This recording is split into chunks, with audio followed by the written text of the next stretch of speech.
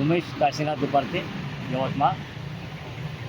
आपला जो आजचा विषय जो आहे शिंदे गट आणि ठाकरे गट उभाटामधले जे काही खासदार 6 खासदार गेले आहेत शिंदे गटामध्ये, त्यांचं मुख्य कारण म्हणजे विरोधी मंत्र्यांना खासदारांना वेळ देत नाहीत. विकास कामाचा कुठलाही विषय नसते याच्याकडं.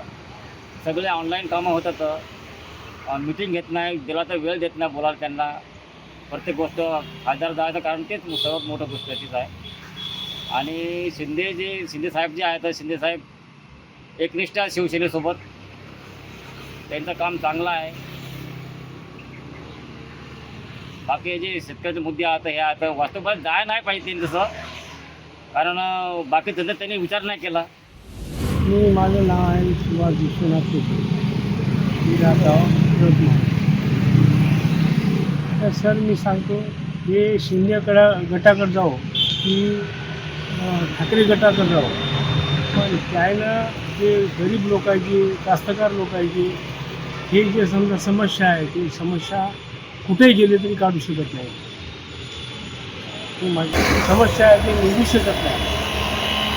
शिंदेकडे जाऊ की यांच्याकडे जाऊ, ते अशी प्रत्येक वेळेला समजा खासदारची समजा बंडखोर करायला असते की त्याच्या हिशोबानं त्याच्याचसाठी करायला होते. बाकी जरी करत असतील, मंत्री जरी होत असतील तरी ती त्याच्यासाठी आहे. गरिबासाठी काहीच नाही सांगा. कास्तकारासाठी तर काहीच नाही. कास्तकाराची मेन गोष्ट आहे. कास्तकाराच्या मालाला जे भाव आहे, भाव त्याच्या मनाला भेटतच नाही. खर्च जास्त वाढलेला आहे. त्यासाठी बंडखोरी करो की काही करू तरी ते त्याचं ते जे आहे तेच आहे शिक्षण कास्तकाराचं करू शकतो. माझं नाव पवन मोतीराम सिंह आहे. जे सध्या जे संजय देशमुख आहे ते शिवसेने गटात गेले आहे. त्यांनी गेले तर काही हरकत नाही, पण त्यांनी जो यवतमाळचा जो प्रश्न आहे, यवतमाळचं जे नाव टिकव्या म्हणून वगळण्यात आला आहे, त्यांनी तो मुद्दा संसदेमध्ये मांडायला हवा. यवतमाळ जिल्हा हा एकदम मागास आहे, आत्महत्याग्रस्त आहे. त्यांनी संसदेमध्ये हा मुद्दा मांडायला हवा अशी आमची इच्छा आहे. ते ठाकरेकडे राहू का शिंदेकडे जाऊ, पण त्यांनी मुद्दा मांडायला हवा एवढं आमचं म्हणणं आहे. माझं नाव पंकज इंगोले, मी रहिवासी यवतमाळ. टायगर ज्यानं ऑपरेशन केलं याने पैसे घेऊनच ऑपरेशन केलं. एक 100 करोड रुपये घेतले याने गलत केले. काहून गलत केलं? विकास आहे, विकास करतो, कोणचा विकास केला याने? विकास नावाला याने 100 करोड रुपये खाल्ले याने. आणि नंतर पक्ष बदलवलं. आम्ही यांना वोटिंग केलं, यांना नाही दिलं. आम्ही पक्ष पण वोटिंग केलं. आम्ही उद्धव साहेबाला वोटिंग केलं, यांना नव्हतं केलं. मी अरुण हजारे. हे जे 6 खासदार गेले आहे हे शिंदे गटामध्ये, हे आम्हाला म्हणजे जनतेला हे बरोबर वाटत नाही. कारण की यांच्या पक्षात निवडून येणे, यांच्या चिन्हावर निवडून येणे आणि दुसऱ्या पक्षात जाणे हे आगाऊपणा आहे. आणि पुन्हा तसेच त्या मुलाले नोकऱ्या नाही, मुलं सारे भडकल्यासारखे झाले, मोर्चे काढते, दंगे काढते, त्याच्यावर अन्याय आहे. हे सरकार कसं काय आहे? हे कापसाले भाव नाही, मालाले भाव नाही आमच्या, हे काही सरकार होय काय? हे 14 वर्षात सारा धिंगाणा लावून टाकला या देशाचा. हे बरोबर नाही. अरे गरिबाचे लेकर हे पेपर फुटी, याचा राजीनामा द्यायला पाहिजे. आपल्या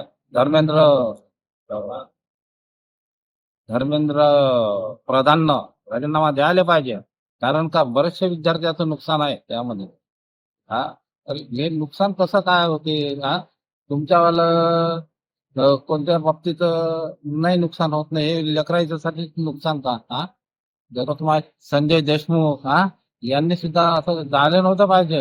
हे बरोबर नाही झालं यायचं. राजीव शंकरराव तामगाडगे, अशोकनगर पाटीपुरामधून बोलतो.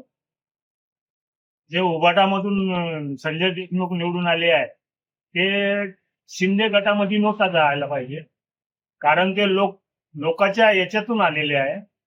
हे गद्दारगी केली संजय भाऊनी. नमस्कार, माझं नाव डॉक्टर वैभव एकनाथ. आता जे ऐकायला आलं की 6 खासदार शिंदे गटामध्ये गेले, त्याच्यामध्ये माझं मत असं आहे की ते चुकीचं आहे, त्यांनी जायला पाहिजे नव्हतं. कारण जेव्हा पण आम्ही लोक त्यांना निवडून देतो तेव्हा त्या लोकांना बघून आणि ते कुठल्या पक्षामध्ये आहे ह्या गोष्टी बघून आम्ही त्यांना निवडून देतो. जेव्हा ते असे प्रस्थापित करतात तर ही गद्दारी फक्त पक्षासोबतच नसते तर त्या लोकांसोबत पण असते. त्यांचा पण विश्वासघात केला जातो याच्यामध्ये. तर हे करणं सरळ सरळ चुकीचं आहे. आणि याच्या माघारी ते कशा जातात, त्यांच्या काय डील सगळ्या लोकांना माहीत असतं. हे सरळ सरळ चुकीचं आहे असं मला वाटतं. दुसरी गोष्ट अशी सांगायची झाली तर यांना जर त्याच पक्षात जायचं होतं तर यांनी निवडणूक येताना किंवा उभं राहताना पण त्याच पक्षात उभं राहायला पाहिजे, जर त्यांना असं करायचं असेल तर. पण हे जे आजकाल आपल्या महाराष्ट्रातल्या राजकारणामध्ये जे होतंय हे सगळं सरासर चुकीचं होतंय. आणि मला तर असं वाटतं की यांचं वर्षभर यांच्या डोक्यामध्ये असं असतं की महाराष्ट्राची प्रगती करण्याचा यांच्या मनामध्ये विचारच येत नाही. 12 महिने यांच्या डोक्यात हा विचार चालू असतो की कुठल्या पक्षात जायचं, इकडचे नेते इकडे फोडायचे, तिकडचे नेते तिकडे फोडायचे. मग यांच्या डोक्यात प्रगतीचा विचार कधी येणार? 2-2, 3-3 वर्ष यांच्या मनामध्ये याच गोष्टी चालू असतात.